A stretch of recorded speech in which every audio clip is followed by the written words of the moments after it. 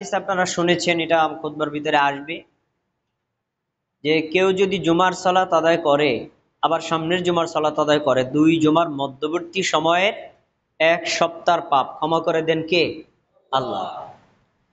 কিন্তু আবু দাউদের আরেকটা হাদিসে আছে যে কয়েকটা কাজের সাথে যদি করে, মসজিদে আগে যায়, চুপ থাকে, মনোযোগ দিয়ে খুতবা শোনে, মানুষকে কষ্ট না দিয়ে যেখানে জায়গা পায় ওখানেই বসে, তাহলে এই ব্যক্তির এক সপ্তাহ 7 দিন অতিরিক্ত আরো 3 দিন, মোট 10 দিনের পাপ ক্ষমা হয়ে যায়। তবে আপনারা যে খুশি হলেন, খুশির সাথে একটা দুঃসংবাদও আছে। দুঃসংবাদ হলো, কেউ যদি 2টা কাজ করে তাহলে 10 দিনের পাপ তো ক্ষমা হবেই না, উল্টা সে জুমার নামাজের নেকিও পাবে না। এটা কি আমাদের জানা আছে নাকি? জানা নেই, তো জানা দরকার। 2টা কাজ যদি আপনি করেন জুমার দিন, তাহলে আপনি 10 দিনের পাপ ক্ষমা তো পাবেনই না, বরং আপনি জুমার নেকিও পাবেন না। আপনার নামাজটা জোহর নামাজের নেকিতে পরিণত হবে। তা বলে দিচ্ছি কাজ 2টা কি। 1 নম্বর হলো, আপনি যদি ইমাম সাহেবের খুতবা চলাকালীন, বয়ান চলাকালীন, ওয়াজ চলাকালীন, নসিহত চলাকালীন সময় অনর্থক কথা বলেন, অনর্থক কাজ করেন, আর একজন মানুষ এখানে বসে আছে, আপনি বলেন এই সরে বসেন, সরে বসেন, তা মানুষকে এভাবে ঘাড় ডিঙ্গিয়ে সামনে যান বা মানুষকে ডিস্টার্ব করে তারপরে আপনি বসেন, তা নবী সাল্লাল্লাহু আলাইহি সাল্লাম বলেছেন যে কানাত লাহু যুহরা, ওই ব্যক্তির জুমার নামাজটা জোহর নামাজে পরিণত হয়। আদায় করবে জুমার নামাজ, নেকি পাবে জোহর নামাজের। আপনারা বলেন, জোহর নামাজের নেকি বেশি না জুমার নামাজের নেকি বেশি? জুমার নামাজের নেকি বেশি, কিন্তু লোকটা পড়ছে জুমার নামাজ, নেকি বেশি কিসের? নেকি কমছে না বাড়ছে? তাহলে এই জন্য আমরা এই যে আমলগুলো আছে, যদি এই সম্পর্কে একটু সচেতন না হই, অনেকেরই আমাদের জুমার নেকি থেকে বঞ্চিত হতে হয়। তাই আমাদের একটু এই বিষয়ে জানা দরকার। খুতবাটা অনেক বড়, আপনারা অত সময় আমাকে দিবেন না আমি জানি, তাই এক নজরে বলে যাব আর দলিলগুলো পেশ করে যাব। আপনারা সবাই একটু খেয়াল করে শুনবেন, পরস্পর কথা বলবেন না। কারো কোনো প্রশ্ন যদি থাকে আমরা নামাজের পরে তারপরে প্রশ্ন নেব ইনশাআল্লাহ। প্রথমে আসি, খতিবের দায়িত্ব কি। 1 নম্বর, খতিব সাহেব যখন খুতবা দেওয়ার জন্য মেম্বারে বসবেন, তখন তিনি মুসল্লিদের উদ্দেশ্যে সালাম দিবেন। নবী সাল্লাল্লাহু আলাইহি ওয়াসাল্লাম মেম্বারে যখন বসতেন, সাল্লামা, তিনি বসেই সবাইকে সালাম দিতেন। এটা খতিবের একটা দায়িত্ব। 2 নম্বর, ইমাম সাহেব যখন মেম্বারে বসলেন, তখন মসজিদের দরজায় আজান হবে। এটা একটা সুন্নাত। জুমার দিন দরজায় আজান হবে কেন? ভিতরে যারা মুসল্লি আছে তারাও শুনবে, বাইরে যারা মুসল্লি আছে তারাও শুনবে। এখন যেহেতু মাইকে আজান দেয়, তাহলে বাইরেতে যায়, এজন্য দরজাটা অত জরুরি না। কিন্তু আজানটা হবে কখন? যখন ইমাম খুতবা দিতে বসবেন তখন। আমরা দিই আগে 12:30 একটা দিই, আবার ইমাম সাহেব যখন খুতবা শুরু করেন একটার দিকে, তখন আবার আরেকটা দিই, তাই তো? এবং বলি যে এই আজানটা উসমান রাদিয়াল্লাহু তাআলা আনহু দিয়েছিলেন, কিন্তু আসলে এটার বুঝার একটু ভুল আছে। নবী সাল্লাল্লাহু আলাইহি সাল্লাম আবু বকরের জামানায়, ওমরের জামানায়, ওসমান রাদিয়াল্লাহু তাআলা আনহুর জামানায় জুমার দিন আজান ছিল একটি। কখন? ইমাম সাহেব মেম্বারে বসেছেন, দরজায় আজান হয়েছে, আজান শেষ, ইমাম সাহেব খুতবা দিলেন, খুতবা শেষ, নামাজ শুরু। তাহলে আজান কয়টা হইল? একটা। ওসমান রাদিয়াল্লাহু তাআলা আনহু যখন খলিফা হলেন, তখন মাইক ছিল না, বাজার মানুষ বৃদ্ধি পেল, মসজিদের আজান বাজার পর্যন্ত যায় না, বাজারে মানুষ ব্যস্ততা থাকার কারণে আয়েশা জুমা অনেকে পায় না বা অনেকে খুতবা ধরতে পারে না। তখন মুয়াজ্জিনকে বললেন, মুয়াজ্জিন সাহেব, তুমি ওই বাজারে একটা আজান দিয়ে আসবা। বাজারটার নাম ছিল জাওরা। তো মুয়াজ্জিন জাওরা নামক বাজারে কি একটা আজান দিয়ে আসতো, আর মসজিদের যে খুতবার আগে আজান তো ঠিকই ছিল। কিন্তু এখন আমরা বলেন, মসজিদে যখন 2টা আজান দিই, একটা দিই 12:30টায়, আর একটা দিই ইমাম সাহেব খুতবার আগে, আমরা 2টা আজান কি কোথায় দিলাম? মসজিদে না বাজারে? আর ওসমান রাদিয়াল্লাহু তাআলা একটা আজান দিতেন মসজিদে, আর একটা কোথায়? তাহলে ওসমানের আজানটা কি আমাদের আজান হলো? না। এই জন্য প্রকৃতপক্ষে একটা আজানই হলো সুন্নাত। তবে কেউ যদি দুইটা দেয়, যেমন আজকে আমরা দিছি দুইটা, 12:30টায় একটা আজান দিলেন এই মুরব্বী, তারপর আবার আমি খুতবার আগে আজান দিছি, দুইটা দিছে, চলে। কিন্তু সঠিক পদ্ধতি হলো একটা আজান হবে, আজানের পর খুতবা শুরু, খুতবার পরে নামাজ শুরু, মাঝখানে কোনো ব্রেক নাই। আর এই কাজটা হলো ইমাম সাহেবের দায়িত্ব। তারপরে খুতবা যখন ইমাম সাহেব দিবেন, তখন একটা সুন্নাত হলো তার হাতে একটা লাঠি অথবা একটা ধনুকের মতো কিছু রাখবেন, এটা নবীর একটা সুন্নাত। আবু দাউদের হাদিস, রাসূল সাল্লাল্লাহু আলাইহি ওয়াসাল্লাম যখন খুতবা দিতেন মুতাওয়াক্কিয়ান আলা আসা আও কওসিন, আবু দাউদের 1098 নম্বর হাদিস, নবী সাল্লাল্লাহু আলাইহি ওয়াসাল্লাম খুতবা দেওয়ার সময় একটা লাঠি অথবা একটা ধনুকের উপর ভর দিয়ে খুতবা দিতেন। আমাদের জাতীয় মসজিদ বাইতুল মোকাররম, সেখানে খতিব সাহেব কিন্তু লাঠির উপর ভর দিয়ে খুতবা দেন।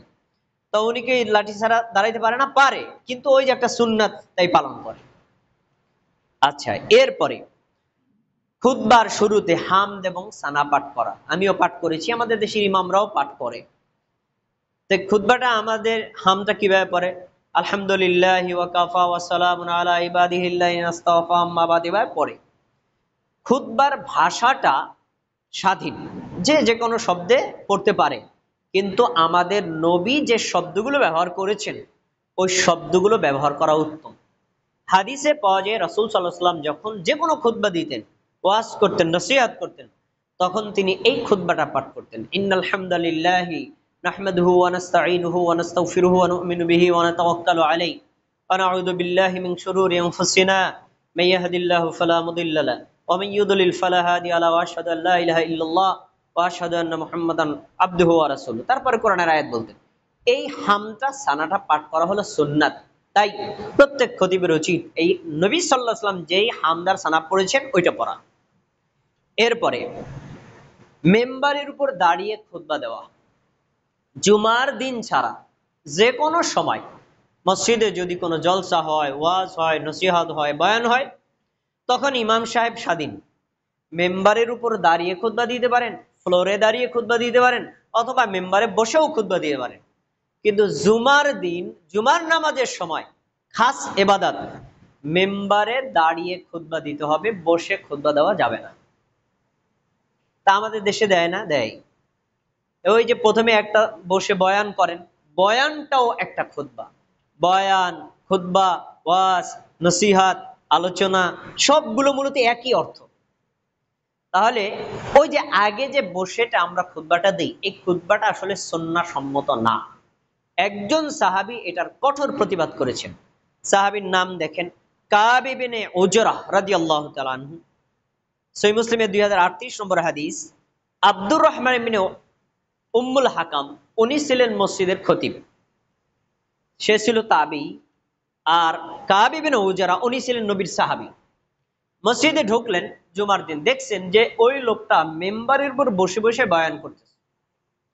তখন কাব ইবনে উজরা রাদিয়াল্লাহু তাআলা আনহু এত রাগ করলেন, এত রাগ করলেন, তিনি বললেন, উনজুরু ইলা হাদাল খাবিস, তোমরা এই নিকৃষ্ট নরধম লোকটার দিকে তাকিয়ে দেখো, সে লোকটা বসে বসে খুতবা দিচ্ছে, অথচ আল্লাহ তাআলা কোরআন মাজিদে বলেছেন আমাদের নবী দাঁড়িয়ে খুতবা দিয়েছেন। সূরা জুমা খুলে দেখেন, ওয়া ইযা রাআউ তিজারাতান আও লাহওয়ান ফাদ্দু ইলাইহা ওয়া তারাকুকা কাইমা। নবী সাল্লাল্লাহু আলাইহি ওয়াসাল্লাম তারাকুকা কাইমা, নবী সাল্লাল্লাহু আলাইহি ওয়াসাল্লাম দাঁড়িয়ে খুতবা দিয়েছেন। তাহলে জুমার দিন দাঁড়িয়ে খুতবা দেওয়া এটা একটা সুন্নাত। এজন্য জুমার দিন ছাড়া অন্য যে কোনো সময় আপনি বসে বয়ান করেন, দাঁড়িয়ে বয়ান করেন, আপনি স্বাধীন, কিন্তু জুমার খুতবায় হতে হবে দাঁড়িয়ে, এটা রাসূল সাল্লাল্লাহু আলাইহি ওয়াসাল্লামের একটা সুন্নাত। তারপরে খুতবা হবে দুটি, এবং দুই খুতবার মাঝখানে বসা, এটা একটা সুন্নাত। ইয়াখতুবুন নবী সাল্লাল্লাহু আলাইহি ওয়াসাল্লাম খুতবাতান, নবী সাল্লাল্লাহু আলাইহি ওয়াসাল্লাম দুইটা খুতবা দিতেন। সুম্মা ইয়াজলিসু বাইনাহুমা, দুই খুতবার মাঝখানে তিনি বসতেন। তার রাসূল সাল্লাল্লাহু আলাইহি ওয়াসাল্লামের খুতবা ছিল দুইটা, আর দুইটাই খুতবা দিতে হবে এবং দুই খুতবার মাঝখানে বসতে হবে। আমরা খুতবা দিই কয়টা? তিনটা। কিভাবে তিনটা দিলাম? প্রথমে যে আমরা বসে আলোচনা করলাম, নসিহত করলাম, বয়ান করলাম, এই একটা খুতবা হয়ে গেছে। তারপরে আবার দাঁড়িয়ে যে দুইটা খুতবা দিলাম, তাহলে আগের একটা আর এই দুইটা, মোট কয়টা হয়ে গেল? তিনটা। আসলে খুতবা হবে দুইটা। এবার আপনি বলবেন ঠিক আছে, যদি আমরা ওই আগে বয়ানটা না করি তাহলে মুসল্লিরা তো কিছু শিখতে পারবে না। মুসল্লি অবশ্যই শিখতে পারবে। আপনি যে আরবিটা খুতবা দিচ্ছেন, ওই আরবি খুতবা দেওয়ার সময় কোরআনের আয়াত বললে আরবিতে বলবেন, হাদিস বললে আরবি ইবারত বলবেন। তাহলে আরবি কিন্তু আপনার এসে যাচ্ছে, মাঝখানে অর্থটা শিক্ষাটা মুসল্লিদের বলে দিবেন। তাহলে কি হয়, আমার খুতবাও হয়ে গেল, পাশাপাশি মুসল্লিদেরকে উপদেশ শিক্ষাও দেওয়া হয়ে গেল, একসাথে দুইটা। চমৎকার সিস্টেম। এজন্য আমাদের অবশ্যই যেই খুতবাটা আমরা দিব, ওই খুতবাটা আরবি এবং পাশে অর্থটা মুসল্লিদের শিক্ষার জন্য বলে দিব। যদি আমরা অর্থ না বলি তাহলে মুসল্লিরা খুতবা দিয়ে কিছু শিখবে না। আর যদি শুধু আরবি বলি তাহলে তো মুসল্লিদের কিছু বুঝলো না।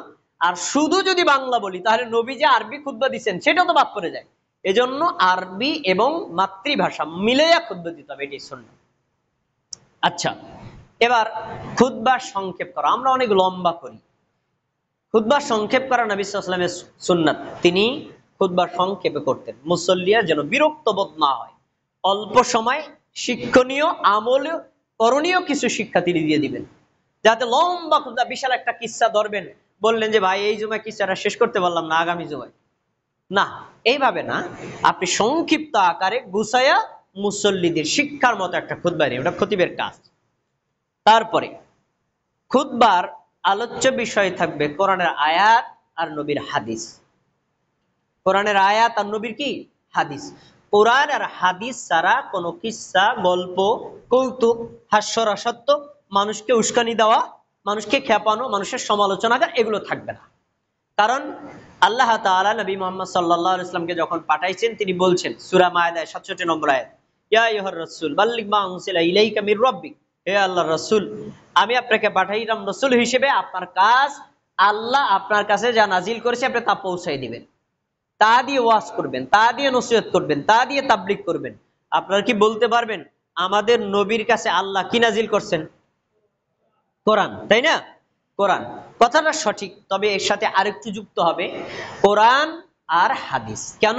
কোরআনের আয়াতগুলোর ব্যাখ্যা হলো আমাদের নবীর হাদিস। তাহলে খুতবা দিতে হবে কোরআন দিয়ে আর কি দিয়ে? হাদিস দিয়ে। এখন আমরা যদি কোরআন হাদিসের বাইরে মানুষের গল্প অথবা কিস্সা কাহিনী, পীর বুজুর্গদের কিস্সা কাহিনী মানুষকে এগুলো বলে খুতবা দেই, তাহলে এটা খুতবার হক আদায় হবে না এবং নবীর সুন্নাত মোতাবেক খুতবা দেওয়া হবে না। এজন্য আমরা অবশ্যই কখনো খুতবা দেওয়ার মধ্যে কোনো কিস্সা কাহিনী বলবো না, শুধু কোরআন আর হাদিস এবং কোরআন হাদিস থেকে শিক্ষণীয়, আমল করণীয়। আচ্ছা, খুতবা যখন ইমাম সাহেব দিবেন তখন তিনি একটু আবেগের সাথে দিবেন। আবেগটা মানে যেখানে একটু কঠোরভাবে বলা দরকার একটু শক্তভাবে বলবেন, যেখানে একটু মুস্কি হাসি দিয়ে বলা দরকার সেখানে মুস্কি হাসি দিয়ে বলবেন, যেখানে একটু নরম ভাষায় বলা দরকার সেখানে নরম ভাষায় বলবেন। খুতবার শুরু থেকে শেষ পর্যন্ত কিছু খতিব আছে পুরা রাগ মুসল্লি তো ঝাড়তাছে জম্মের যারা, এরকম করা যাবে না। আবার শুরু থেকে শেষ পর্যন্ত ওরে সুর আর ছন্দ, এরকমও হবে না। মানে খুতবাটা হবে যেখানে যেভাবে যতটুকু করা দরকার সেখানে সেভাবে করা। আমাদের নবীর নিয়ম ছিল, তিনি যখন খুতবা দিতেন কখনো কখনো একেবারে চোখ দিয়ে পানি পড়তো। তখন কি রাগ ছিল? না, তখন অন্তর ছিল নরম। আবার কখনো ইহমাররাত আইনাহু, চোখ লাল হয়ে যেত, ওয়াশতাদ্দা গাদাবাহু, একেবারে রাগে ফুলে যেত, উচ্চ আওয়াজে কথা বলতেন। তাহলে বোঝা যায় কখনো রাগ আবার কখনো কি ঢিল। এইভাবে হবে নবী সাল্লাল্লাহু আলাইহি ওয়াসাল্লামের খুতবা। তারপরে খুতবার মধ্যে মুসল্লিদের জন্য দোয়া করা, এটা খুব গুরুত্বপূর্ণ একটা আমল। আমরা এখানে একটা বাস্তব কথা বলি আপনাদের উদ্দেশ্যে, একটু মনোযোগ দিয়ে শুনবেন। আমাদের সমাজে দেখবেন, আমাদের সমাজে মুসল্লিরা জুমার দিন আসেন, আয়েশা ইমাম সাহেবের কাছে দোয়া চান। তা আমরা কি করি? নামাজের সালাম ফিরানোর পরে ভাই এসব সুন্নাত পরে আপনারা বসেন, বসলাম, তারপর সূরা কেরাত করে দোয়া করে দিই। এটা আমরা করি না কি করি না? কিন্তু আমাদের নবীর জমানায় সাহাবীগণ এবং নবীগণ এই কাজটা করতেন না। কি করতেন? তারা সব সময় জুমার দিন দোয়া চাইতেন এবং দোয়া করতেন জুমার খুতবার মধ্যে। কখন? খুতবার মধ্যে। রাসূল সাল্লাল্লাহু আলাইহি ওয়াসাল্লাম বলেছেন, জুমার দিন একটা সময় আছে এই সময়টা সংক্ষিপ্ত। এই সময়ের মধ্যে কোনো আল্লাহর বান্দা, কোনো আল্লাহর বান্দি যদি আল্লাহর কাছে কিছু চায়, আল্লাহ তাকে ফেরত দেন না, তার দোয়া কবুল করেনই করেন। সুবহানাল্লাহ। এখানে সময়টা কখন? সময়টা তিনি বলছেন ইমাম যখন মেম্বারে বসলেন খুতবা দেওয়ার জন্য, এই যে সময় শুরু হয়ে গেল। এরপরে তিনি খুতবা শেষ করলেন, নামাজে দাঁড়ালেন, নামাজে আসসালামু আলাইকুম রহমতুল্লাহ, আসসালামু আলাইকুম রহমতুল্লাহ, টাইম শেষ। তাহলে নামাজে জুমার দিন দোয়া কবুলের সময় হলো কখন? খুতবার মধ্যে আর নামাজের মধ্যে। কখন? খুতবার মধ্যে আর নামাজের মধ্যে। এবার বলেন আমরা দোয়াটা করি কখন? নামাজের পরে। সুন্নাতের খেলাফ হয়ে গেল না? এজন্য উচিত হলো খুতবার মধ্যে দোয়া করা। এবার দলিল নেন, বুখারীর হাদিস কিতাবুল জুমা, রাসূল সাল্লাল্লাহু আলাইহি ওয়াসাল্লাম এই যে এভাবে দাঁড়িয়ে খুতবা দিচ্ছেন। এক সাহাবী মসজিদে ঢুকলেন, গ্রাম থেকে আসছেন। আয়েশা বলেন, ইয়া রাসূলুল্লাহ হালাকাতিল ইয়ালু, আমাদের চতুষ্পদ জন্তুগুলো না খেয়ে পানির পিপাসায় মারা যাচ্ছে, মানুষগুলো পানির পিপাসায় ছটফট করছে, আল্লাহর পক্ষ থেকে রহমতের কোনো বৃষ্টি আসছে না, আর আমাদের উপর পানি তোলারও কোনো সুযোগ নাই। এখন আপনি একটু আল্লাহর কাছে দোয়া করেন না, আল্লাহ যেন আমাদেরকে বৃষ্টি দান করেন। সাহাবী দোয়া চাইলেন কার কাছে? আমাদের নবীর কাছে। কিসের জন্য বলেন? বৃষ্টির জন্য। এবার আমাদেরকে একটু তাকান, এই কথা শোনার সাথে সাথে নবী সাল্লাল্লাহু আলাইহি ওয়াসাল্লাম রফা ইয়াদাইহি, দুই হাত উঠালেন, দোয়া করছেন আল্লাহর কাছে, আল্লাহুম্মা আসকিনা গায়সান মুগীসান মারিআন নাফিআন, আল্লাহ আমাদেরকে উপকারী বৃষ্টি দান করেন, মুষলধারে বৃষ্টি দান করেন, ক্ষতিকর বৃষ্টি দিয়েন না। এভাবে তিনি দোয়া করছেন। সাহাবী বলছেন আমরা নবী যে হাত তুলেছেন এইভাবে বগল পর্যন্ত দেখতে পেলাম। তারে হাত উঠাইছে না উঠায় নাই? কখন উঠাইছে? খুতবার মধ্যে। আচ্ছা, নবী সাল্লাল্লাহু আলাইহি ওয়াসাল্লাম দোয়া করলেন, খুতবা শেষ করলেন, নামাজ শুরু করলেন। নামাজ যখন শুরু করছেন এই মেঘ ডাকা শুরু হয়ে গেছে। নামাজে সালাম ফিরাইয়া ওই সাহাবী বলছেন, হাদিসের বর্ণনাকারী সাহাবী বলছেন, সালাম ফিরাইয়া এবার আমরা যে বাড়ির দিকে রওনা দিব, এমন কোন মুসল্লি নাই, প্রত্যেক মুসল্লি ভিজে ভিজে বাড়িতে গেছে। সুবহানাল্লাহ। দোয়া কবুল হয়েছে না হয় নাই? দোয়াটা করেছে কখন? খুতবার মধ্যে। এজন্য সারা পৃথিবীর প্রত্যেক খতিবের উচিত দোয়াটা করবেন খুতবার মধ্যে, কারণ এই সময়ে দোয়া কবুলের সময়। এই সময় আমরা নিজের জন্য দোয়া করব, সব মুসল্লিদের জন্য দোয়া করব। এখন আমি যে দোয়া করতেছি, ধরেন আমি যদি এভাবে বলি রব্বানা যালামনা বললে আপনারা হয়তো কিছু বুঝবেন যেটা আরবি দোয়া করতেছেন, কিন্তু দোয়াটা করতে হবে মুসল্লিদের ভাষায়, যেন আপনারা বুঝতে পারেন যে আমি আপনাদের জন্য আমার জন্য দোয়া করছি। যদি মুসল্লিদের ভাষায় দোয়া করা হয় তাহলে মুসল্লিরা কি করবে?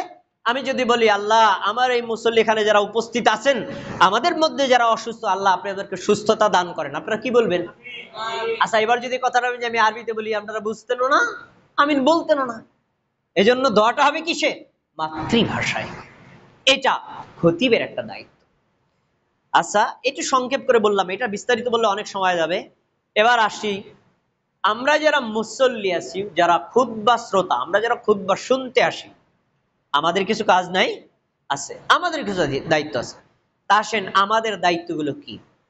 এক নম্বর দায়িত্ব হলো জুমার দিন, এটা জুমার সালাতের জন্য, জুমার খুতবার জন্য পূর্ব পরিকল্পিত ভাবে সময় বের করে অন্যান্য কাজ থেকে ফারেক হওয়া, অন্যান্য কাজগুলো আগে সারা। কারণ এই আয়াতটা আপনারা সবাই শুনেছেন, আল্লাহ তাআলা কি বলছেন? ইয়া আইয়ুহাল্লাযীনা আমানু ইযা নুদিয়া লিস-সালাতি মিন ইয়াউমিল জুমআহ, হে মুমিনগণ, জুমার দিন যখন আযান দেওয়া হয় সালাতের জন্য, ফাসআউ ইলা যিকিরিল্লাহ। এখানে কয়েকজন আলেম বা মাদ্রাসা ছাত্র আছে, একটু শুনেন, শব্দগুলো খেয়াল করে শুনেন। হে মুমিনগণ, জুমার দিন যখন আযান দেওয়া হয়, ফাসআউ ইলা যিকিরিল্লাহ, তোমরা আল্লাহর জিকিরের দিকে আসো। আমার দিকে খেয়াল করে শোনেন, শব্দটা এরকম হলে মনে হবে কি আমাদের কাছে ভালো, কি হে মুমিনগণ, জুমার দিন যখন নামাজের জন্য আযান দেওয়া হয় তোমরা নামাজের দিকে আসো। কিন্তু আল্লাহ নামাজের কথা বলেন না, কি বলছেন? জুমার দিন যখন আযান দেওয়া হয় আল্লাহর জিকিরের দিকে আসো। এখন জিকিরটা কি? জিকিরটা কি? না, জিকিরটা হলো খুতবা। জিকিরটা হলো কি? খুতবা। তো এটা আমি কোথায় পাইলাম? এটাও হাদিসে আছে। দেখেন রাসূল সাল্লাল্লাহু আলাইহি ওয়াসাল্লাম বলেন, জুমার দিন যে ব্যক্তি গোসল করলো, স্ত্রীকে গোসল করালো, নিজেরা পরিষ্কার পরিপাটি হয়ে আগেই মসজিদের দিকে রওনা দিল, যে লোকটা মসজিদে সবার আগে ঢুকবে কিসের নেকি পাবে বলেন? এই যে হাদিস আপনারা জানেন। তারপরে যে ঢুকবে কিসের নেকি পাবে? গাভীর কুরবানি নেকি পাবে। তারপরে যে ঢুকবে সে কিসের নেকি পাবে? হ্যাঁ, ছাগল কুরবানি নেকি পাবে। হাদিস জানেন না? জানেন। এবার দেখেন এরপরে যে আসবে সে আল্লাহ রাস্তায় মুরগি দানের নেকি পাবে। তারপরে যে আসবে আল্লাহ রাস্তায় একটা ডিম দেওয়ার নেকি পাবে।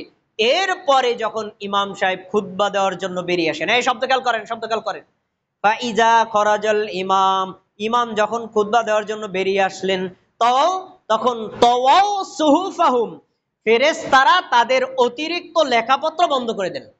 মানে এখন আর উট কোরবানি পাওয়া যাবে না, আর গাবি কোরবানি নেকি পাওয়া যাবে না, ছাগল কোরবানি নেকি পাওয়া যাবে না, মুরগি দানে নেকি পাওয়া যাবে না, ডিম দানে নেকি পাওয়া যাবে না। এখন বন্ধ করে ওনারা কি করেন?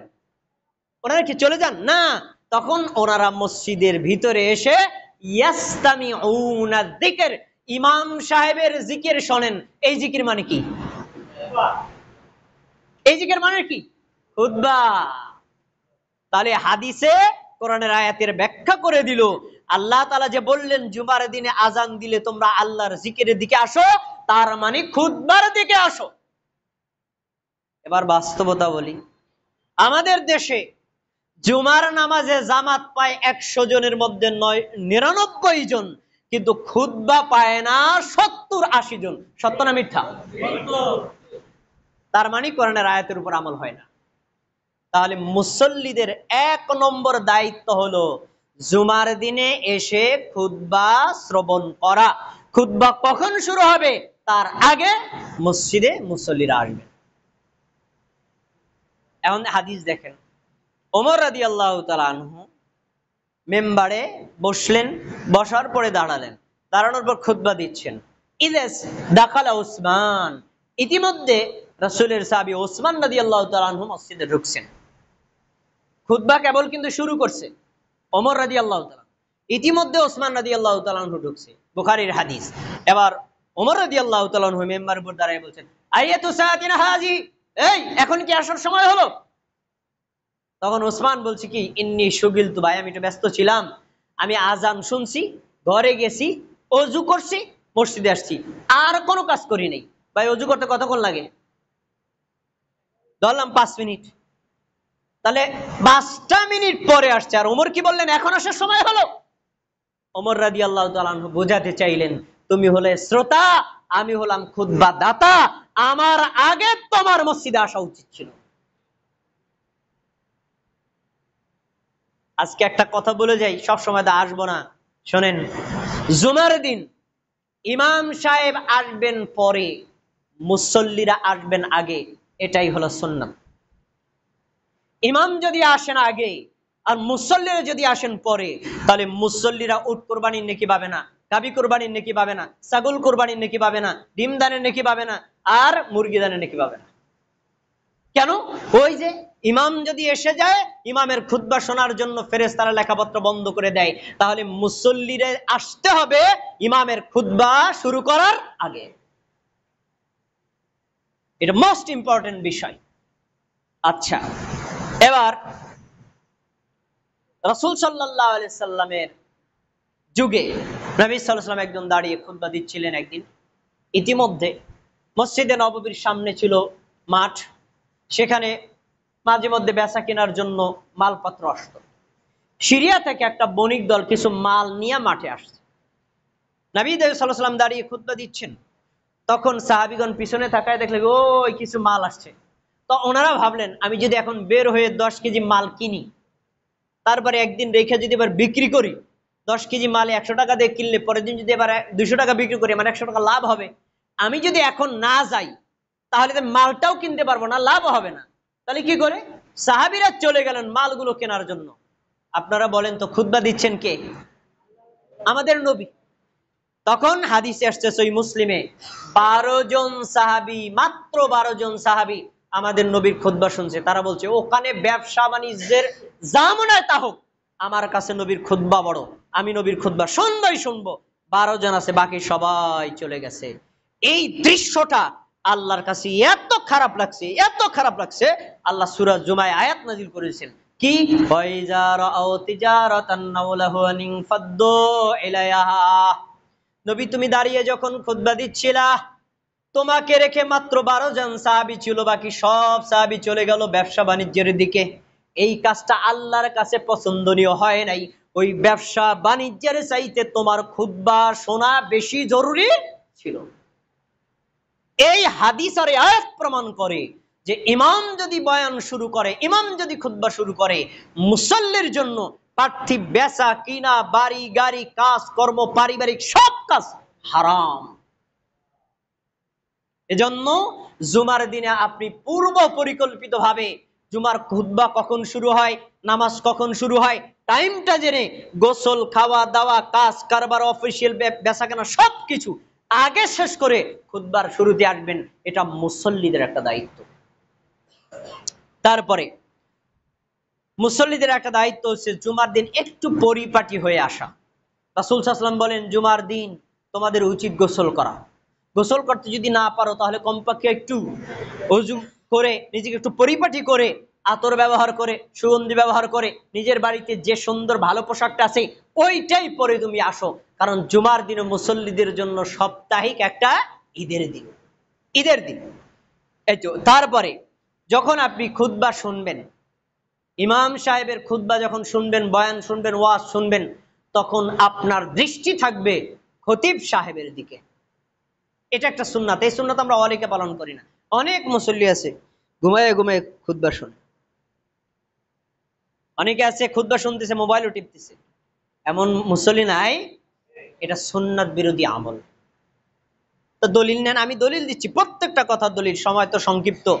দেখেন ইবনে মাজাহ হাদিস নাম্বার 1136, সাহাবেত রাদিয়াল্লাহু তাআলা বলেন, ইযা কামান নবী সাল্লাল্লাহু আলাইহি ওয়াসাল্লাম ইয়াউমুল জুমাতিল খুতবা, আমাদের নবী যখন জুমার দিন দাঁড়াতেন খুতবা দেওয়ার জন্য, ইস্তাকবালা আসহাবাহু বিওজুহিম, সব সাহাবী তাদের চেহারা আমাদের নবীর দিকে দিয়ে রাখতেন। তাহলে তারা তাকাইতেন কোন দিকে? খতিবের দিকে, খতিবের দিকে। কেন ভাই? আমি যখন এখন খুতবা শেষ করে নামাজে দাঁড়াবো, বলেন তো নামাজে দাঁড়ানোর সময় আমি তাকাবো কোন দিকে? কিবলার দিকে আমার চেহারা থাকবে না? কিন্তু এখন খুতবা দিচ্ছি, আমার এখন চেহারা কোন দিকে? কেন? কারণ কি? তাহলে আমি এদিকে ফিরে খুতবা দিই কেন? কারণ যে খুতবা দিচ্ছে তাকে দেখা, তার ভঙ্গিগুলো বোঝা, এটা খুতবা হৃদয়ঙ্গম করার একটা মাধ্যম। এখন আমি খুতবা দিচ্ছি, আপনি যদি ঘুমান আর জিমান, আপনি কি বুঝবেন? বুঝবেন না। তাই সাহাবীগণ যখন আমাদের নবী খুতবা দিতেন, একদম খতিবের দিকে তাকায়া তারপরে খুতবা দিতেন। নবী কি বলেন আমাকে বুঝতে হবে, ওইটা আমল করতে হবে। তারপরে খুতবার সময় কাতার সোজা করা জরুরি না। নামাজের সময় কাতার সোজা করা জরুরি।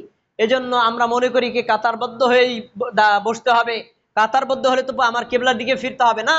বরং যখন খুতবা শুনবেন, ওই মুসল্লিরা এদিক ফিরবেন, এই মুসল্লিরা এদিক ফিরবেন, এই মুসল্লিরা এদিক ফিরবেন, সবার দৃষ্টি থাকবে কোন দিকে? খতিবের দিকে। হাদিস দেখেন, ওয়াজালাসনা হাওলাহু, আমাদের নবী যখন খুতবা দিতে দাঁড়াতেন বা বসতেন, তখন আমরা চতুর্পার্শ্বে বসতাম তার দিকে ফিরে।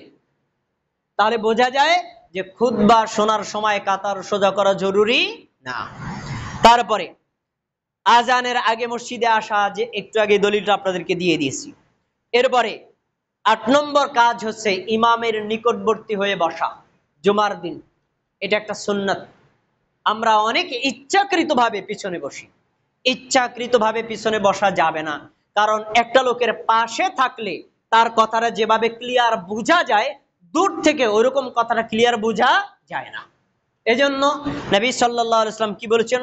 তিনি বলছেন, শোনো, উহদুরুয যিকরা, তোমরা খুতবা শোনার জন্য উপস্থিত হও। কিসের জন্য বলেন? খুতবা শোনার জন্য। ওয়াদুনু মিনাল ইমামি, ইমামের নিকটবর্তী হয়ে বসো। তাহলে ইমামের নিকটবর্তী হয়ে বসা, এই আদেশটা কার? আমাদের নবীর। এজন্য আপনি যদি ইমামের কাছাকাছি বসতে চান, আপনাকে আগে আসতে হবে। কখনো আবার পরে এসে মানুষকে ডিঙিয়ে সামনে যাওয়া যাবে না। আগে এসে ইমামের খতিবের কাছাকাছি বসতে হবে, যেন আপনি খুতবাটা ভালো করে বুঝতে পারেন। তারপরে রাসূল সাল্লাল্লাহু আলাইহি ওয়াসাল্লাম আরেকটা কথা বলেছেন, ওয়াদানা মিনাল ইমাম, যে ব্যক্তি জুমার দিন গোসল করলো, সুন্দর পোশাক পরিধান করলো, তারপরে মসজিদের দিকে রওনা দিল, মসজিদে ইমামের খতিবের খুতবা আর সালাত ছাড়া অন্য কোনো উদ্দেশ্যে রওনা দিল না, মসজিদে গিয়ে প্রবেশ করলো। তারপরে সে যখন প্রবেশ করার পরে দেখলো ইমাম সাহেব খুতবা শুরু করে নাই, বাস 2 রাকাত দুখুলুল মসজিদ পড়লো, এরপরে আবার 4 রাকাত সুন্নাত পড়লো, তারপরে বসে বসে জিকির করলো। ইমাম সাহেব খুতবা শুরু করলে খুতবা মনোযোগ দিয়ে শুনলো, খুতবা মনোযোগ দিয়ে শোনার পর এখন শব্দটা দেখেন কি, ওয়াদানা মিনাল ইমাম, ইমামের নিকটবর্তী হয়ে বসলো। ফাস্তামা, ইমাম যখন ওয়াজ করছেন, খুতবা দিচ্ছেন, একেবারে চুপ, নিজেও কথা বললো না, পার্শ্ববর্তী ব্যক্তির কথাও শুনলো না। আল্লাহ রাব্বুল আলামিন ওই ব্যক্তির আজকের জুমা থেকে আগামী জুমা 1 সপ্তাহের পাপ আল্লাহ ক্ষমা করে দিলেন।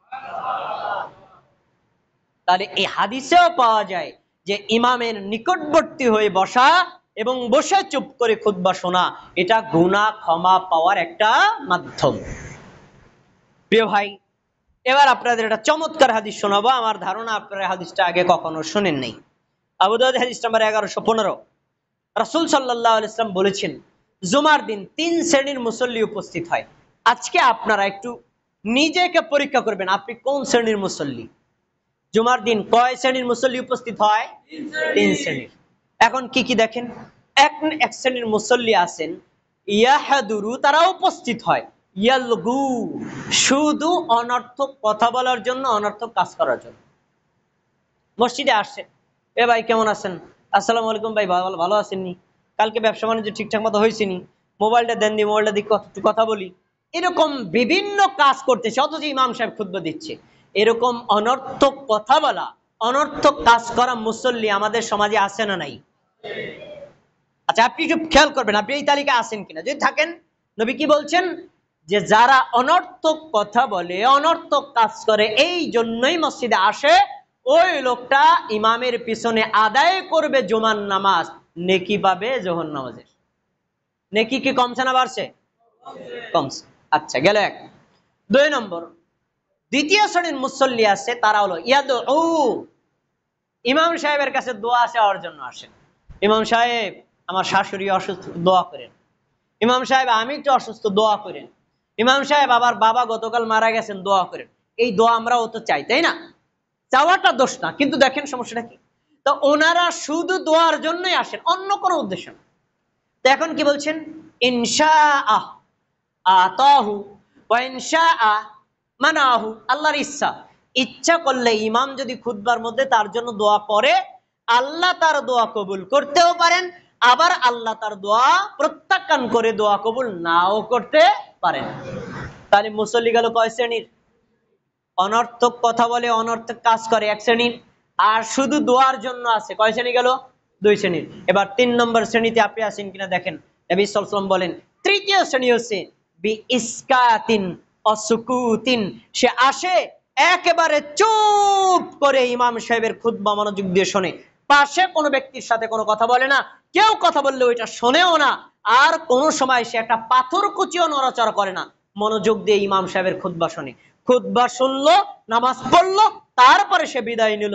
রাসূল সাল্লাল্লাহু আলাইহি ওয়াসাল্লাম বলেন, এইভাবে যে তৃতীয় শ্রেণীর মুসল্লি হয়, আল্লাহ তাআলা ওই ব্যক্তিকে গত জুমা থেকে এই জুমা 7 দিন, ওয়া জিয়াদাতু সালাসাতিন, আর অতিরিক্ত 3 দিন, মোট 10 দিনের পাপ ক্ষমা করে দেন। তাহলে আমরা কি জুমার দিনে তৃতীয় শ্রেণীর শ্রোতা হতে পারবো তো ইনশাআল্লাহ? আচ্ছা, এবার জুমার দিনে আপনি খুতবা চলাকালীন অবস্থায় নিজে তো কথা বলতে পারবেন না, নিজে তো অনর্থক কোনো কাজ করতে পারবেন না, এমন কি অন্য কাউকে চুপ থাকতেও বলতে পারবেন না। বিষয়টা আবার কেমন? বিষয়টা বোঝার জন্য একটু বিশ্লেষণ করার দরকার, তবে আমি একটা উদাহরণ দিচ্ছি, তাহলে আপনি সহজে বুঝবেন। ধরেন, আমার এই ভাই মোবাইলটা অফ না করে, সাইলেন্ট না করে নামাজে দাঁড়ায় গেছে। 1 রাকাত শেষ করার পরে একজন একটা কল দিছেন। এখন এই কলটার কারণে যখন রিংটা বাজলো, সবার একটু নামাজে ডিস্টার্ব হয়েছে নাকি হয় নাই? আচ্ছা, পরে তো কলটা থেমে গেছে। এখন উনি একবার ডিস্টার্ব অন্য ব্যক্তি করছে অজ্ঞাত কারণে, উনি তো জানেন এই লোকটা নামাজে, ডিস্টার্ব হয়েছে একবার। এবার দেখেন, এই লোকটাকে শাসানোর জন্য নামাজের পরে দাঁড়াইছে 5 জন, এই মোবাইল চালাইতে জানো না, মোবাইল তুমি কি ব্যবহার করো, তোমার মোবাইলে নাকি আমার নামাজে সবার ডিস্টার্ব হয়েছে। উনি আবার, আমি বললাম আর উনিও রাগায়। এই রাগানোর কারণে এখন নামাজে পুরো হট্টগোল, সব মুসল্লি নামাজে ডিস্টার্ব। এখন বলেন তো, উনি যে একবার ভুল করলো, আমরা ভুল করছি কয়বার? আমরা ভুল করছি 5 বার।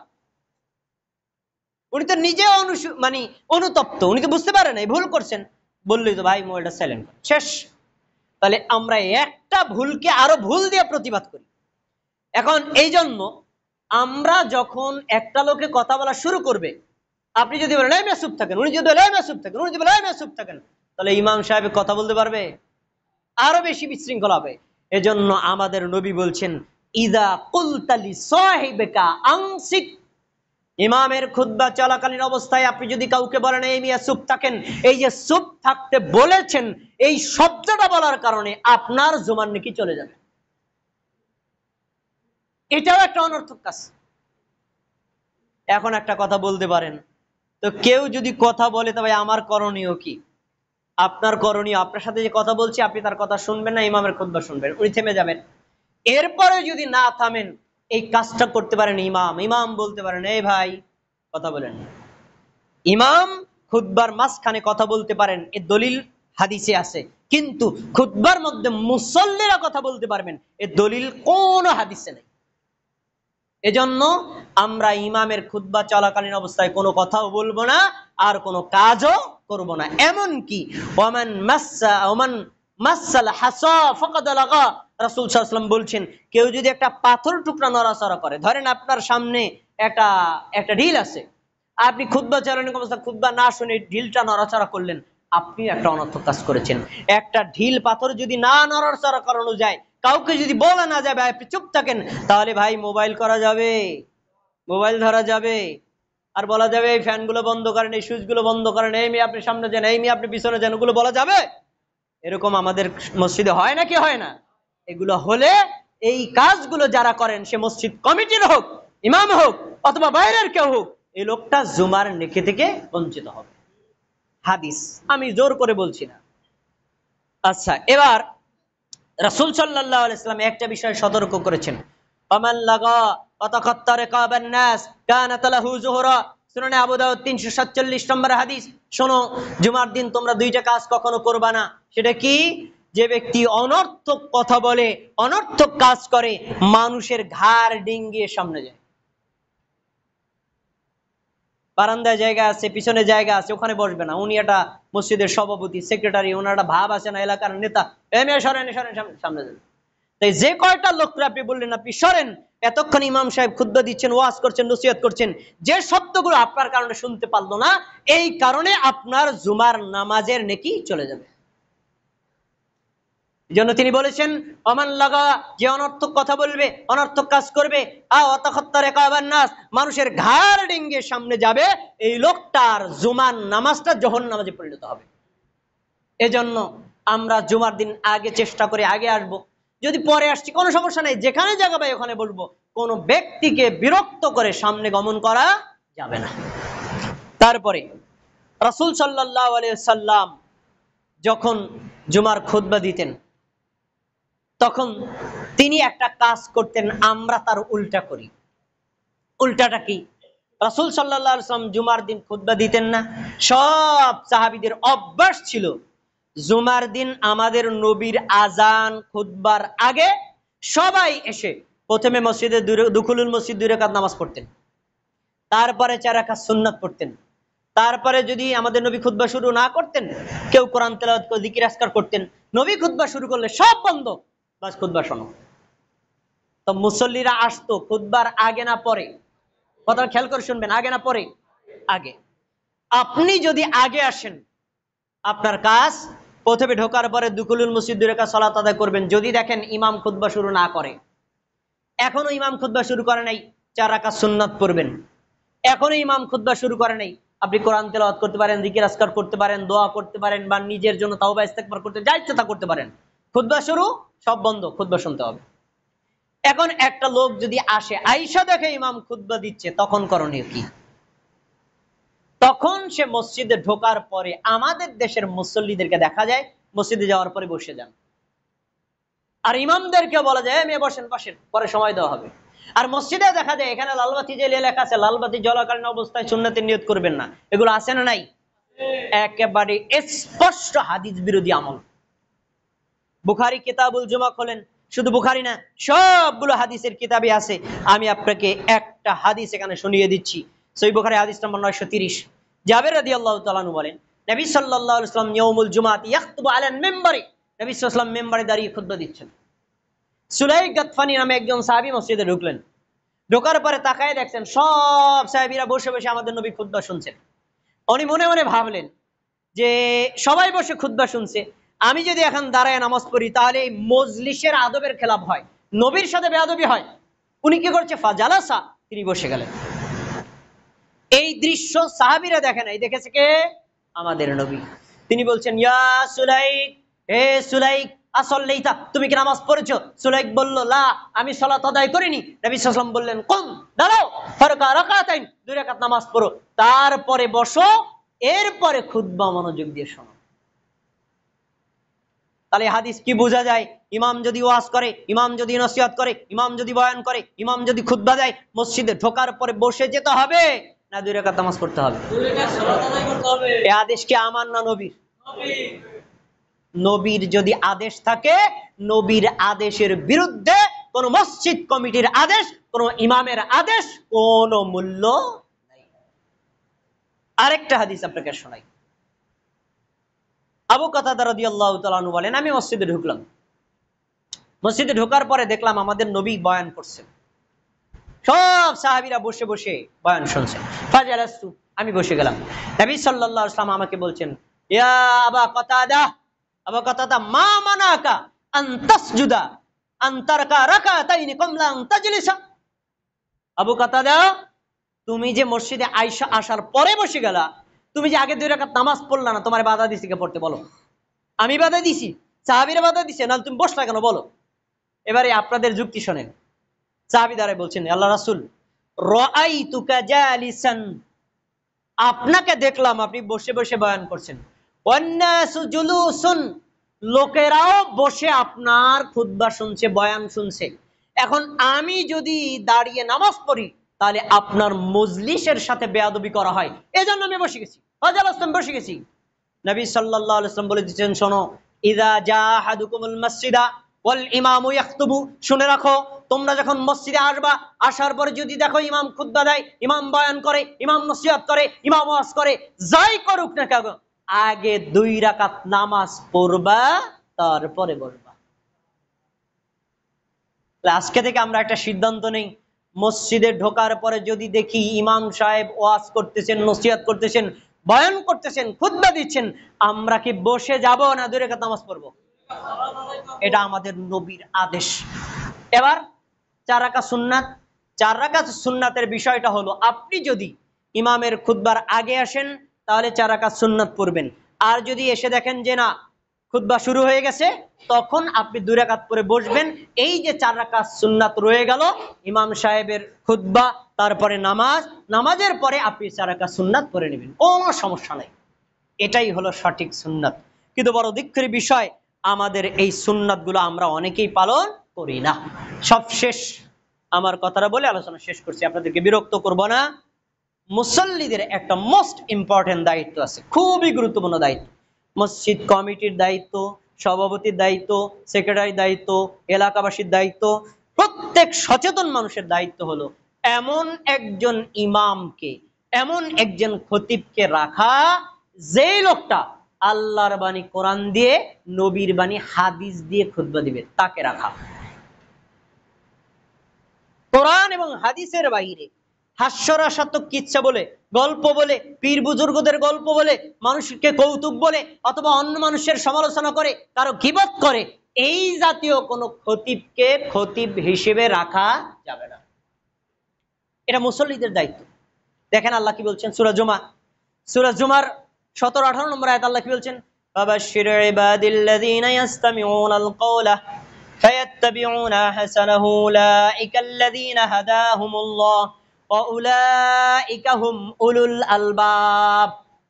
নবী, তুমি ওই সকল লোকদেরকে সুসংবাদ দাও যারা খুতবা, বয়ান, নসিহাত, ভাষণ এগুলো মনোযোগ দিয়ে শোনে, তাহলে একটা দায়িত্ব কি মনোযোগ দিয়ে শোনা।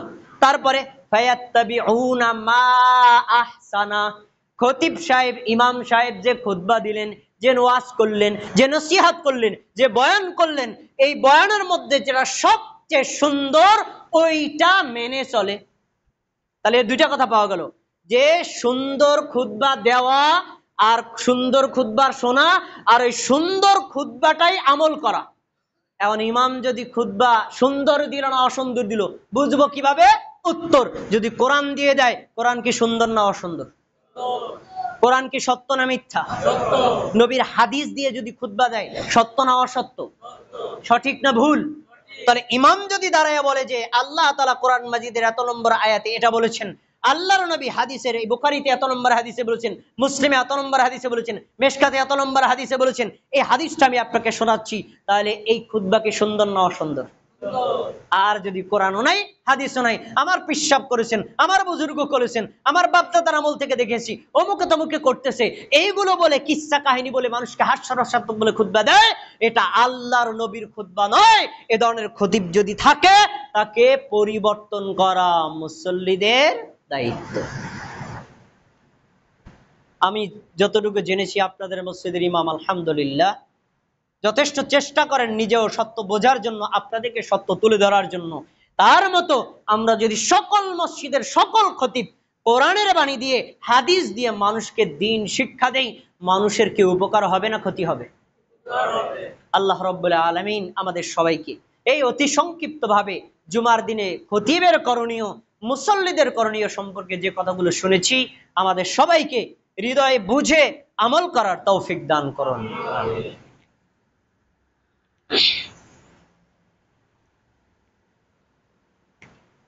إن الحمد لله نحمده ونستعينه ونستغفره ونؤمن به ونتوكل عليه ونعوذ بالله من شرور أنفسنا من يهد الله فلا مضل له ومن يضلله فلا هادي له وأشهد أن لا إله إلا الله وأشهد أن محمدا عبده ورسوله فيا أيها المسلمون قال الله تبارك وتعالى في القرآن المجيد أعوذ بالله من الشيطان الرجيم بسم الله الرحمن الرحيم إن الله وملائكته يصلون على النبي يا أيها الذين آمنوا صلوا عليه وسلموا تسليما اللهم صل على محمد وعلى آل محمد كما صليت على إبراهيم وعلى آل إبراهيم إنك حميد مجيد اللهم بارك على محمد